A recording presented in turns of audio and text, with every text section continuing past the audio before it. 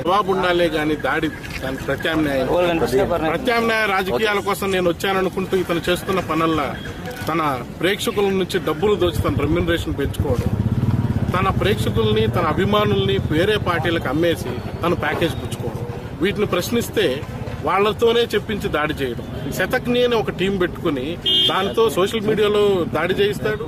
అమాయకులైనటువంటి teenage పిల్లల్ని ఉసిగొల్పి తన అభిమానం పేరుతో ఉన్మాదులుగా ప్రవర్తించేలా చేస్తాడు. ఇదా మనకు కావాల్సిన రాజకీయం?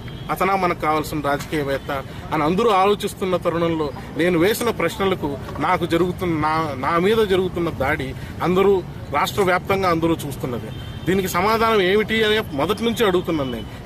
ఒక్కసారి లేచి నా అభిమానులారా కాస్త కంట్రోల్లో ఉండండి, ఇలాంటి పనులు అప్రజాస్వామికమైన పనులు చేయకూడదండి అని ఒక మాట చెప్పలేని ఇగోయిస్టు ఈ ప్రజాస్వామ్యానికి నిజంగా అవసరమా? కనీసం తన అభిమానులను కంట్రోల్ పెట్టుకోలేని ఒక నటుడు నాయకుడై రాష్ట్రాన్ని కంట్రోల్లో పెట్టుకుంటాడా? ఇవన్నీ కూడా అంటే ఒక లా అండ్ ఆర్డర్ ప్రాబ్లంగా తనే తయారు చేస్తున్న జనసేన శతగ్ని. ఎంత వైలెన్స్ ఉందో చూడండి ఈ పదాలలో.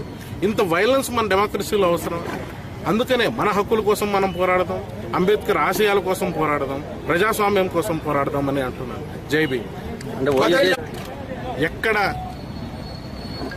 లాజిక్ ఉంటుందో, ఎక్కడ రీజన్ ఉంటుందో, ఎక్కడ ప్రజాస్వామ్యం ఉంటుందో, ఎక్కడ ప్రజా హక్కుల కోసం పోరాడతాం అక్కడ ఓయూజేఏసీ ఇప్పుడు నాతో ఉందనే నమ్మకంతో ఇన్నాళ్ళు ఉన్నాను.